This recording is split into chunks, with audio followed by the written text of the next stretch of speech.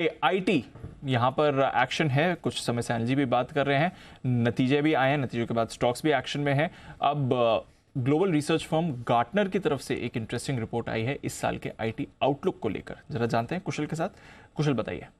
बिल्कुल दीप, और व्यू ही यहाँ पर बदल गया है आईटी स्टॉक्स को लेकर। जो ग्लोबल कंसल्टिंग और टेक्नोलॉजी रिसर्च फर्म है गार्टनर का, अब आप देखिए 5.5% जब अप्रैल में इन्होंने अपना जो वेबिनार किया था उसमें ये ग्लोबल आईटी स्पेंड का आंकड़ा लगा रहे थे और अनुमान लगा रहे थे, और अब 6.4% वो हो गया है। तो जाहिर सी बात है कि यहाँ पर आईटी को लेकर, जो क्लाइंट्स को लेकर जो चिंताएं बनी हुई थी, लगातार कंपनियां अपनी कमेंट्री पर भी बता रही थी, वो चिंता कहीं ना कहीं गार्टनर रिड्यूस करता हुआ दिख रहा है। और उनको ये लग रहा है कि आगे चलकर हो सकता है कि आईटी स्पेंडिंग रिसेशन प्रूफ भी होती हुई नजर आए।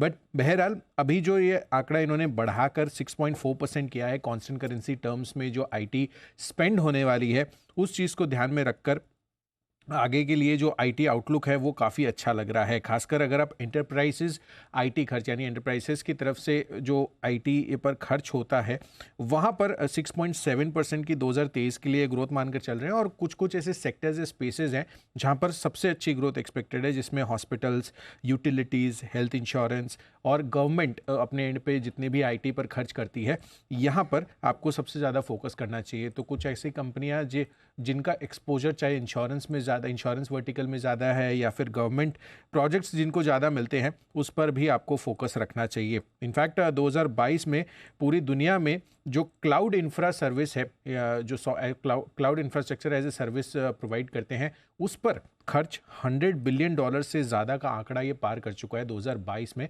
ऐसा गार्टनर ने अपनी रिलीज़ में कहा है। तो 29% की ग्रोथ आपको क्लाउड में यहाँ पर आती हुई दिख रही है एज ए सर्विस, जिस पर क्लाइंट्स खर्च करते हुए दिख रहे हैं। इनफैक्ट आईटी सर्विसेज में जो ग्रोथ गाइडेंस है वो 8.6% की है, और साथ ही जो सॉफ्टवेयर में ग्रोथ गाइडेंस है वो 13.3% की है।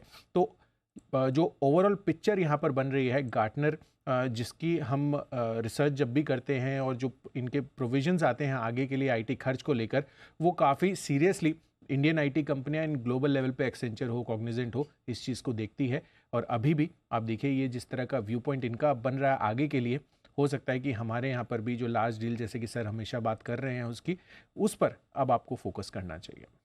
तो आईटी में रोटेशन बन रहा है, ये आपके लिए क्लियर मैसेज है। अनिल जी तो इन्फोसिस की काफ़ी समय से बात कर रहे हैं, जेंसा टेक की आज बात कर रहे थे, टेक महिंद्रा भी रेडार पर है, और पूरे सेक्टर पर ही हमने देखा है रिसेंटली आपको अनिल जी की तरफ से पॉजिटिव व्यू आया भी है।